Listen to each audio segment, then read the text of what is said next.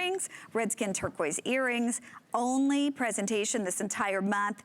They were appraised at $160. We're doing your choice for $84.90. And of course, as we said, in honor of the gem event, everything is on 5 flex pays, 6 if you're using your HSN charge card. But when we talk about Redskin turquoise, Jay, Redskin is some of the bluest, and it's not dyed, not enhanced, this is the way it comes out of the mine, some of the bluest blue turquoise that we find. Tell us about the Redskin turquoise. Okay, well, this is, the reason they call this Redskin, when it comes out of the ground, this is what it looks like. That's exactly what it looks like. It looks like, now this has been cleaned up, but it looks like a giant mud clod, right? But that's because of the iron ore in the thing.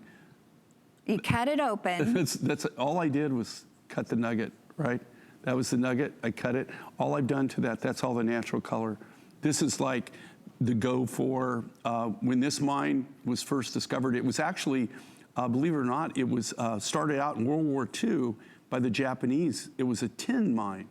When they got down to about 300 meters, they started running into turquoise. And they actually opened up this mine. I mean, it was an old tin mine that was kind of like, you know, just forgotten about. They went in and started mining again. They were mining different elements, mainly tin, and they got down and they found turquoise, layers of turquoise. You've actually seen me go down in this mine.